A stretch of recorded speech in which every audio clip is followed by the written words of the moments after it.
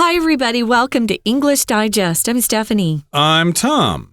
It's day 2 of our TOEIC unit, and we're talking about what happens when there's a defective product and how does a recall work?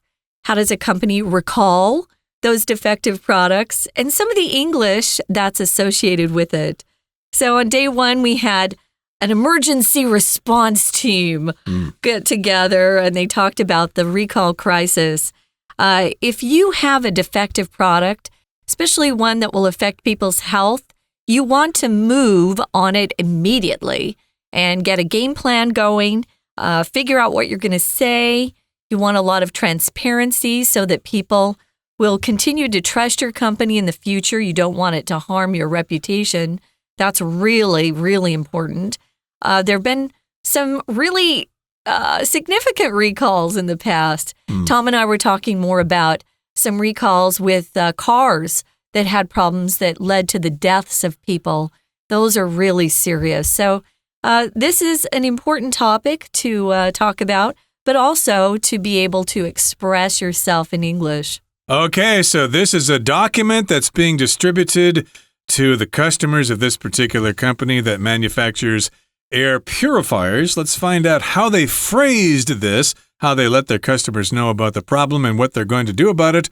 Let's listen. Dear valued customers, we are reaching out to inform you of a critical issue regarding our latest model of smart air purifiers.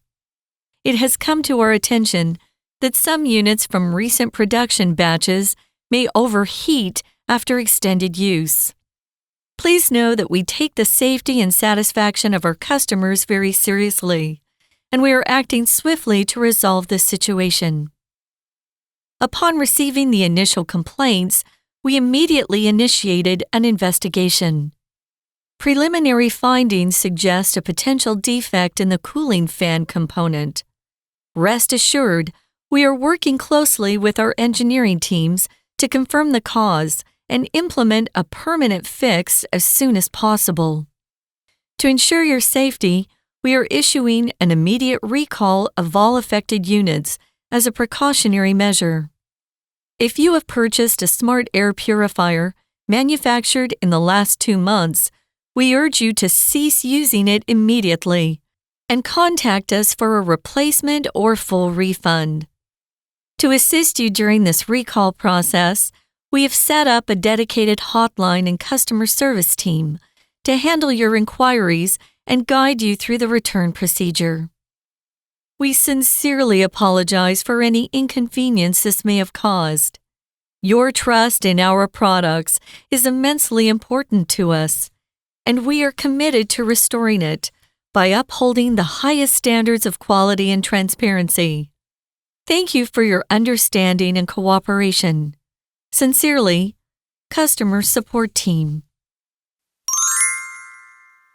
Okay, welcome back, everybody. Let's break this down. Let's talk about the contents of our document for today. It begins with a salutation, a greeting. It says, "Dear valued customers." Okay, so that's what you need to do when you're going to send somebody a letter that you're going to apologize with which you're going to apologize to your customers. So yeah, they call them valued customers. You are our customers and you're valued. We value you. We appreciate your value. We don't want to cheat you. We want to make sure we sell you a good product and that you don't suffer if our product has a problem. That's right. So, of course, you're going to start that letter in a very polite way. Dear valued customers. You definitely want to value all your customers because that's business. If you don't have any customers, you don't have a business. So they tell them that they're reaching out. I'm reaching out to inform you. We often use that phrase to make it sound like, oh, I'm so sincere. I really care about you. I wanted to reach out and let you know that sadly, we're going to have to lay you off. You know, oh, no. When you get the bad news, they tend to use that phrase to reach out. Oh, I wanted to reach out and let you know. Or maybe you have a really genuine, sincere friend who heard about some trouble you're having, and he or she says, oh, I wanted to reach out and see if you're okay. You know, I know you've been experiencing some some hardship, some trouble. So they're reaching out to inform their customers of a critical issue. Critical means very, very important, something that's urgent, regarding our latest model of smart air purifiers. Remember, they figured out they were just the last 5,000 units they'd produced, and we're using unit to talk about an air purifier. They often use unit when they're talking about a piece of equipment that has lots of parts, and an air purifier does. If you've ever pulled out some of the filters, you know that there are different parts to these. So that's why they're using that word unit. But some of the units from their recent production batches have overheated after extended use. A batch just means a group of things that are made and processed at the same time. So it depends on the batch. Some of the things that are produced are fine, and then the next batch will have some defects. So that's why they're using that word batch. Again, it just means a group of something, a collection of something, and usually we use it when we're talking about something that's made or processed on some sort of production line, where a lot of either robots or real people are putting parts together. Or it could be my mother's oven. When I was a kid, of course, she would bake cookies, bake chocolate chip cookies, and she would cook them in batches. You'd have one cake pan or something, or cookie pan or whatever, and you'd put little pieces of dough on that, maybe 30 of them at a time, so you could have 30 cookies in one batch. Yep. And then she'd pull that out of the oven and cook another batch. So it's a group of things that are produced at separate times. And so they've got these recent production batches. They may overheat after extended use. So yeah, they may overheat. Maybe some of them don't, but a lot of them do. They just get too hot, and they thought it was a problem with the cooling fan. I guess that is the problem. I wanted to mention over here, because we talk about English grammar a lot, batch is actually a measure word. So a batch of something. So 量词, measure word, is what we say in Chinese. So yeah, my mom made lots of batches of cookies. So we use it for that as well. It's much more interesting than, say, pieces of equipment, right? Something you can eat. So please know, they say, that we take the safety and satisfaction of our customers very seriously. Oh, so important. And we are acting swiftly to resolve this situation. If you act swiftly, of course, you act quickly, as fast as possible. And if you resolve something, you find a solution to a problem, or maybe you settle an issue. Other words you could use instead of that is to fix something, to solve it, to settle something. The teacher helped us resolve the confusion about the homework by explaining it more in detail to us. So yeah, they want to resolve the situation. And in this sentence, we have the phrase to take something seriously, okay? That means you don't joke about it. You consider it a serious situation. Hey, you're joking around in this meeting. You need to take it seriously. So they do take the safety and satisfaction of their customers very seriously. It's something we don't joke about. Now, here in the next paragraph, it says, upon receiving the initial complaints, when we received the first complaints, we immediately initiated an investigation. So in this paragraph, they're reassuring the customers that they are taking action with this problem. They're not just ignoring it. They're not just hoping it will go away. They're going to do something about it. So yeah, when we got the first complaints, right away, immediately, we initiated an investigation. We wanted to get to the bottom of this problem. We wanted to figure out exactly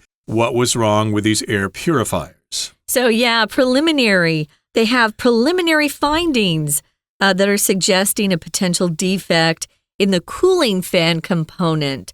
That's where they've figured out where the real problem lies. So here, preliminary is our vocabulary word. It means something that happens before the main event or the main activity, the initial findings, you could say, or the first findings. We often will have a competition that has preliminary rounds. So maybe you don't actually get into the real competition, the main competition. They'll have preliminary rounds that kind of sort out who they want to have continue in the competition. And those that, just don't make the cut. They're not as good as they need to be to make the final rounds. So, preliminary findings are suggesting to them that there's a possible or potential defect in the cooling fan component. And as Tom mentioned in day one, lots of things, electronic products have cooling fans because if they use a battery in particular, it heats up very quickly. My laptop, I can hear that fan going when I'm using it for heavy-duty work, especially if I'm using it for graphics work. It heats up my battery more, so then I hear that fan turn on. So these findings are telling them it might be that part or component in the cooling fan. Component is a word we use especially in electronics to talk about a part of something. Exactly. So they suggest it's a potential defect, or at least their findings suggest this. So they're not 100% sure, but they think that's the problem. And rest assured, you can be assured, you can rest as if you're confident that this situation will be resolved. We are working closely with our engineering teams to confirm the cause and implement a permanent fix as soon as possible. So again, even though they don't know exactly what the problem is, they're still working with the engineering team to confirm that cause. We think that's the cause. We think the problem is with the cooling fan, but we need to confirm it. We need to be 100% sure that that's the problem. And then they're going to implement or put into action a permanent fix as soon as possible. So once we determine exactly what the problem is, we'll do something about it. We will fix those products. You can send them back to our distributors or our company. We'll take care of it. We'll either fix the problem or give you a new one. Don't worry, we're going to do this pretty quickly. I wanted to go back to rest assured. Rest assured. It is exactly as Tom said. You're telling someone they can feel confident or certain that something's going to happen. I have seen people misuse this and say rest assured. Rest assured is incorrect. You have to put the ED on it. How are you going to rest? You're going to rest. You're going to rest being confident. And assure is not the adjective. You have to have the ED on it for it to be an adjective. How are you going to rest? You're going to rest assured. You're going to rest feeling confident. So that's why you always have to put that D on there, guys. Don't leave it off. I've seen people write that and forget to put the D on. So you're going to rest confident or, certain that something for sure is going to happen. Okay, moving on, it says to ensure your safety, we are issuing an immediate recall of all affected units as a precautionary measure. So if it's precautionary, it just means they're doing something to prevent a problem or an accident before it happens, right? Precautionary. So precautionary. So this is a good way to conduct business. I'm sure they probably had some problems already, but they want to have an immediate recall, something that they're not going to delay on at all. They're going to make it go into action right now. They're going to recall those things immediately as a precautionary measure. Maybe your doctor has given you some precautionary advice so that you can stay healthy during flu season, You need to get enough sleep and eat healthy food. If you want to keep yourself healthy, stay away from people who are sick.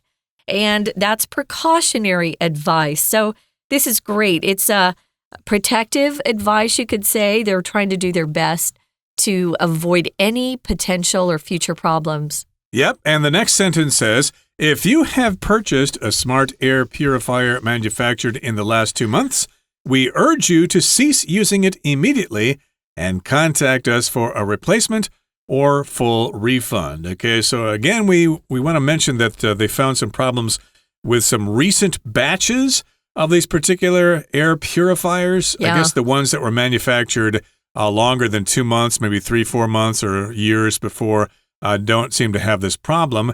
It's just with the recent units, the ones that were manufactured in the last 2 months. So if you did buy one that was manufactured during that time, we urge you to stop using it right away. To urge somebody to do something means that you highly advise them to do something. You should do that right away. Cease using it. Stop using it right away, and then contact us for a replacement or full refund. Maybe you can go down to your local dealer, the Carrefour or the Costco, and say, hey, there's a problem with this product. I'd like to replace it, or I'd like to get a refund. They'll probably handle it for you. Notice here the word cease means stop, and we used a similar word or a synonym, halt, in day one. But honestly, we use cease a lot more than we use halt. So halt, you should just know the definition. I wouldn't necessarily use it in your business memos, but here cease is used quite frequently. So cease using it immediately. And as Tom said, you just go to these stores where you bought that particular product.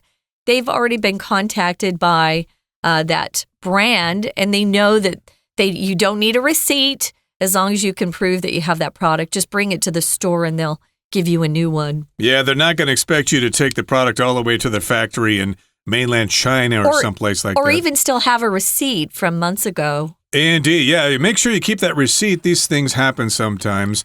And also, I think they probably have serial numbers on them as well to make sure it was part of that batch. Yeah, with recalls, you don't need the receipt. That's what I'm hopefully saying. not. That would be a big hassle. No. And here in the next paragraph, it says, to assist you during this recall process, to help you out, we have set up a dedicated hotline and customer service team to handle your inquiries and guide you through the return procedure. Okay, so yes, indeed, this is what we've done. We've got this special number that you can call, also maybe an email address or maybe a line ID or whatever. And yes, they've got this customer service team. They've hired some people to handle this problem. They're going to answer the phone. They're going to talk to you as politely as they can. Of course, some customers are going to be very upset, and they're probably going to cuss out the people on the phone. And what does cuss out mean, Tom? Just means to say mean things to them. They're means to use swear words. That too, yeah. And yes, indeed, these people, of course, are probably expecting that. I would expect that if I had sold a defective product as well.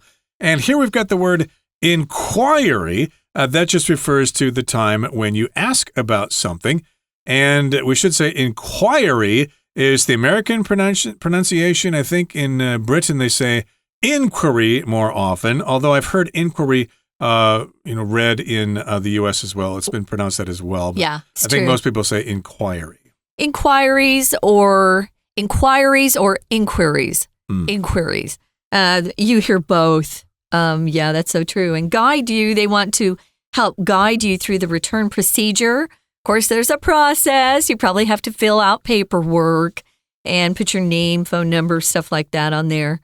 And to finish this off, they want to apologize again for any inconvenience this may have caused. So they know that it's probably a hassle. An inconvenience is something just makes your day harder. I hate this sort of thing. But, it's life. It happens, and we need to be patient.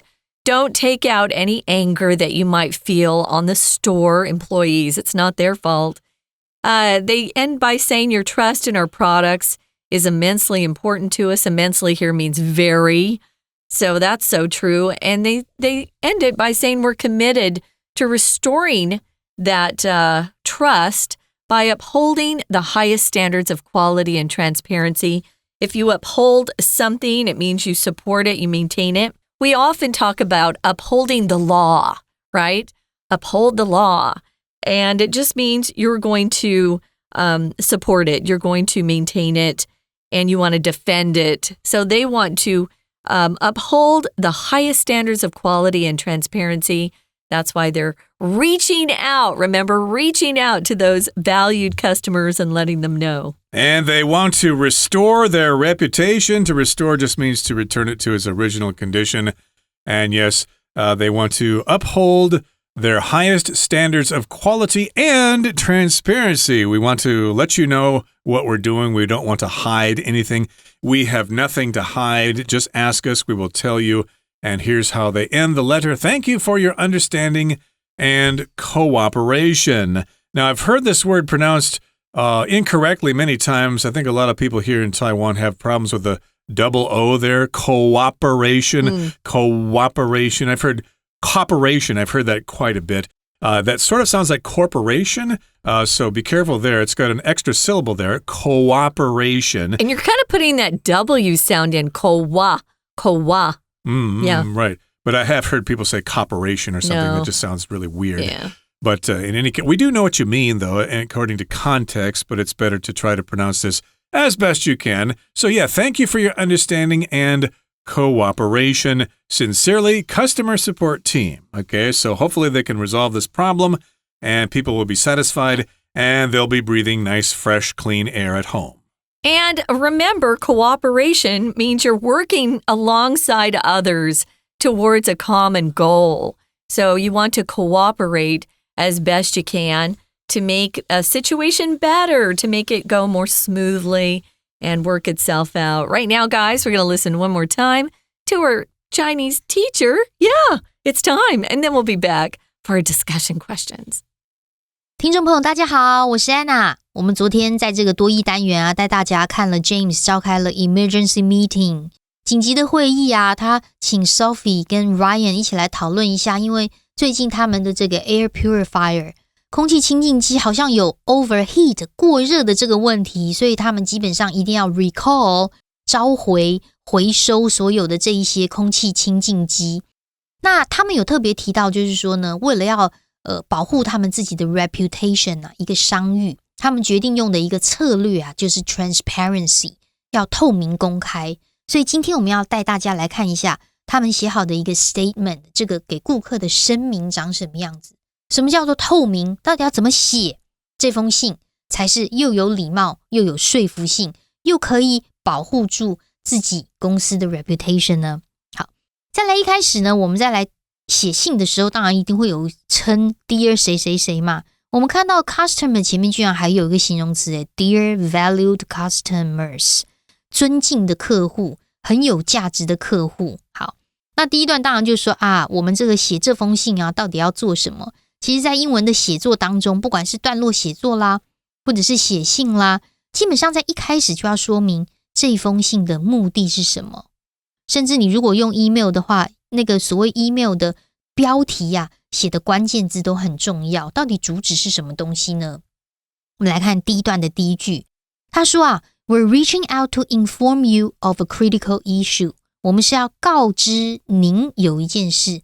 告知的动词叫做 inform， 通常是 inform someone of something。 但是有一个很重要的问题critical issue。 regarding 也算蛮正式的用语regarding something about 其实就是 about 啦，有关于我们最近的一个 smart air purifiers。 这个空气清净机如何呢？第二句它是一个虚主词的句型， It has come to our attention。 我们已经注意到这件事。 That 到句尾的地方可以用中括号，它是名词子句的概念，也就是等于前面的虚主词这个 it。 到底什么事里面就讲有一些呢，这个机器可能长时间使用之后 They may overheat after extended use， 长时间使用就会过热，所以呢我们现在很重视你们的安全还有满意度，我们要赶快来解决这个问题。所以接下来的第三句，先把中间有一个动词片语抓出来， take 什么什么什么到逗点前面的 very seriously。 take something seriously 就是很认真的来看待这件事情。有时候句子长不是因为你的字汇的问题，是有时候你不知道这个片语它被隔开了很远，所以你搞不清楚它在讲什么。所以像这边的片语 take something seriously 很认真的对待，我们把它抓出来之后，逗点之后继续看，有一个关键字呢叫做 resolve this situation。 resolve this situation 是解决这种眼前的情况问题。那你说老师解决问题不是叫做 solve a problem 吗？除了 solve 之外， resolve 这个字也有解决问题的解决的动词所以要特别注意一下。好，接着第二段呢就接着讲了接到客诉之后我们赶快展开调查。不过第二段的第一句有一个句型，特别把 upon 这边把它画起来，它是一怎么就如何如何，强调那个时间点的句型。我们用介系词的 upon upon 或者是 on 后面加名词或动词 ing， 就有强调那个动作发生的瞬间立刻就怎样的意思。 So upon receiving the initial complaints， 在接到一开始的客诉，我们马上开始展开了调查。那后来发现就是冷却风扇的零件就有瑕疵嘛，所以呢，不过请放心，我们现在跟这个工程团队啊密切的合作，我们要赶快确认原因，然后会有一个永久的这个解决方案。到了第二段的第三句的时候啊，第三句前面的 rest assured 这两个字其实就可以直接框起来的，因为它也是很常用的一组片语，一个 chunk 的意思就是一组字放在一起，有没有？比如说这个 rest assured 或者是 take it seriously take it easy， 这些都叫做 chunk， 我们直接把它放成一组字，请放心，不要担忧。那你如果真的要去分解它的话，其实 assure 就是令人放心，令人安心的意思。所以 rest 休息吧，你可以好好的，不用担忧，请放心，因为我们会找到一个解决方案 permanent fix。 那接下来第三段就要讲到重点咯。如果你真的有买到这个机器的话，基本上就退还给我们，看是要全额退款啦，或者是换货都可以。在第三段当中，我们就看到了第一句还是有重要的这个关键字 We are issuing an immediate recall， 就是要回收这个机种，因为这是一个预防性的措施，以免过热发生危险。那预防性的措施，我们同样在第三段第一句最后面的地方可以把它抓出来 Precautionary measure， Precaution 就是预防的意思， Precautionary measure 就是预防性的措施。那接下来在第二句呢，我们把一个动词抓出来，叫做 cease， C-E-A-S-E， cease using it， 停止使用，请你现在立刻停止使用，然后可以让我们做退换、退款啦，或者是换货。那接着在第四段这个地方还特别说明，如果有什么问题啊，可以直接打电话到一个这个专线电话，我已经成立了一个 dedicated hotline。 不过在第四段的第一句啊，我们来分解一下 To assist you during this recall process， 如果 to 加动词原形开头的时候啊，它很有可能是名词，就像我们以前常说 To learn English well is important， 或者第二个功能为了做一件事情，在这里我们看到的是 to do something 逗点才有主词动词，它一定表目的，所以为了协助你在这个过程，我们成立了一个 dedicated hotline。 好，那最后面当然一定要 sincerely apologize，我们对这个产品啊有 commitment， 所以你会发现这封信呢写的是非常的完整，一开始有什么问题，是什么原因，我们打算怎么做，真的很抱歉。所以这封信呢写的算是非常完整的一个商业的信件。以上是我们今天内容，希望大家都学到东西咯。我们下次见，拜拜。 We're going to take a quick break. Stay tuned. We'll be right back.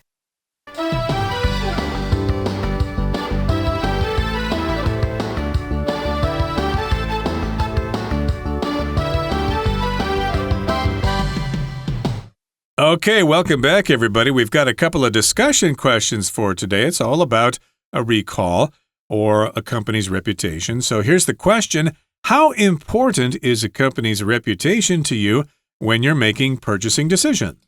Very important. If a company has a bad reputation, I don't tend to purchase from them at all, especially if it's a more expensive product.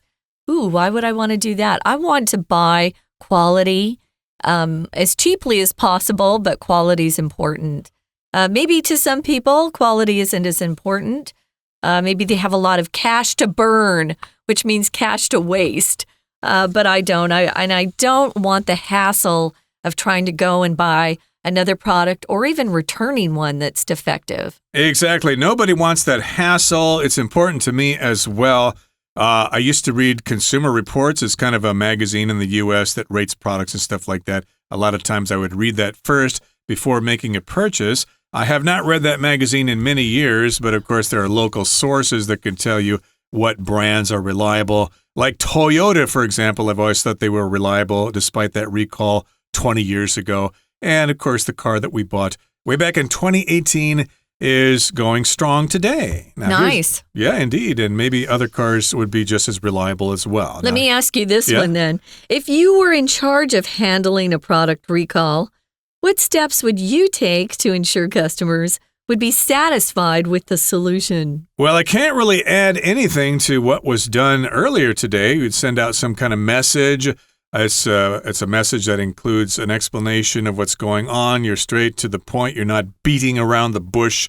And also, of course, you recognize that the customers are valuable and that you want their business and you're more concerned about their safety than their money. So, yeah, that's what I would do.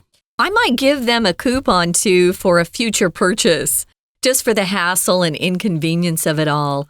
I know you're giving them a new product, but it still is a hassle to have to go back to a store. You have to get there, waste your time. You probably had other plans. So I would probably give them a coupon for a future purchase of something else that you sell. I think that would be a nice way to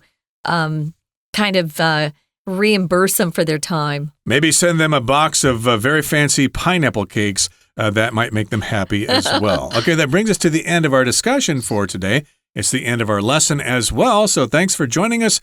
And make sure you join us again next time for another edition of our program. And remember to check out our extra content on YouTube and Facebook. Farewell. See you next time. I'm Tom. I'm Stephanie. Goodbye. Bye.